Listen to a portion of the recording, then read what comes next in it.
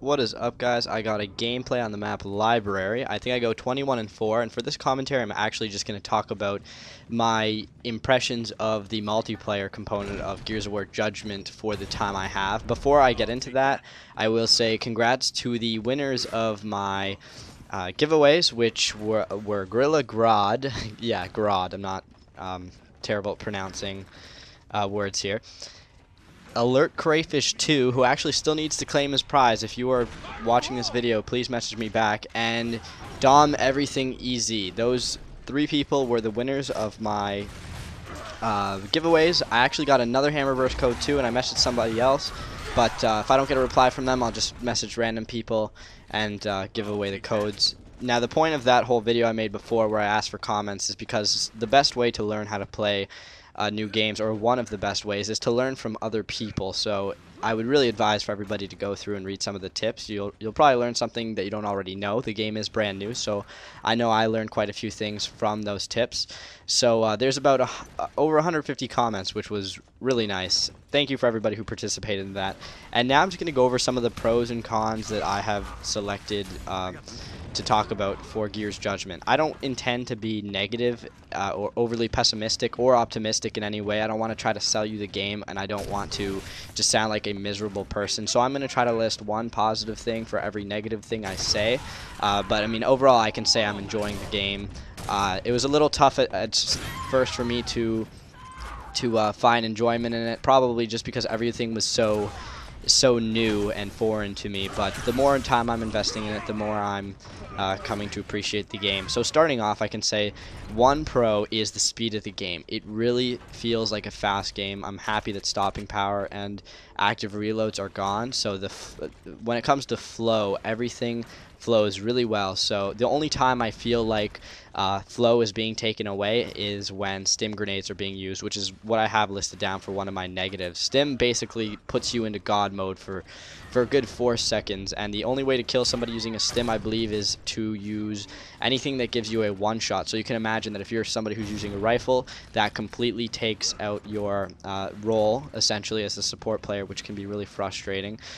Even when you have a shotgun, you have to get in their faces, and it's a lot easier for the person using the stim to get you. So sometimes I'll feel like I'm backtracking when people use stim grenades, which I'm not actually an advocate for. But overall, the game flows and feels really nice. Even the levels of verticality, going from place to place, it's really easy for me. And I'm sure it is for other people. Although I do have a slight complaint about the movement. I don't know if anybody else is experiencing this, but sometimes I slide and my guy kind of stops and moonwalks into the thing and gets stuck a lot. I hope they can tweak that. So one of the negatives, like I said, is the stims. Obviously, the two-piece is very prevalent in this game, which people do not like because this is not a fighting game. We want to see more shooting than we want to see hitting, but it almost seems like if you don't throw that two-piece, it's going to come right back at you, so you might as well. I'm not going to ramble on this too much because I honestly think it's going to get updated, but it is a shame to see the amount of two-piecing going on right now. Maybe it was for rifle users, because once a guy with a shotgun gets in your face, if you're using a rifle, you're kind of out of options. The second positive I've had listed down is Overrun. Overrun is probably the best new game type, and I thought I'd be playing it casually. But as a competitive game type, it is a lot of fun, and in all honesty, I got to put more time into Overrun than I actually do, but it feels really great. The amount of depth and teamwork that is involved is something that's really appealing to me, and I have just as much fun playing as the Locust as I do the Cog. But of course, Overrun is a lot different than what most people are used to. I think I choke here. Yeah, choke. So you don't see too many Gears heads on Overrun, or at least as much as I like. But I think it is definitely worth your time, especially if you're playing with friends, because sometimes with traditional multiplayer, I feel like there's not as much teamwork involved, which kind of goes into my next little complaint, and that is the loadouts. I'm not particularly enjoying the loadouts. I feel like the loadouts actually restrict you to playing a certain role when the whole idea of loadouts was more choice.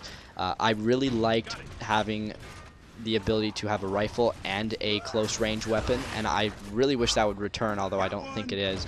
And I think that the shotgun is almost the way to go for most people. The most games I've been in are shotgun fest, and I think that is just reflected in the fact that the shotgun is the weapon you are going to use at close range distances, and in a game that's as fast as this, people are going to get in your face, and when you're using a rifle, it can be very frustrating when people get in your face because you're basically defenseless. So that's something that really motivates me to pick a shotgun and stay away from the rifles. The rifles are actually really good.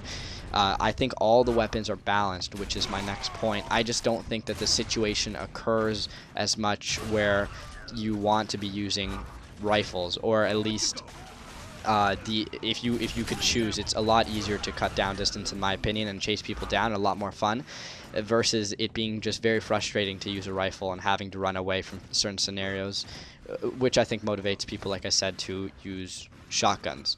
But the weapons really are good, and I think the Lancer, any rifle really, the Lancer is just my favorite one. All are very effective when it comes to damage. The maps are something that I'm not actually too happy about. I think the order for me, in terms of likeness, for regular multiplayer, not Overrun, would be Streets, followed by Library, then I'm going to have to say Rig and Gondola. I know a lot of people don't like Rig, but I'm not a fan of Gondola. Obviously, the lack of maps is an issue, but that's something a lot of people talk about, so I'm not going to complain any more than I have just said about the lack of maps. But I feel like even with maps like Gondola, the verticality they try to incorporate is just out of control. It feels like I'm running up a giant escalator sometimes, and the maps don't really have too much structure to them.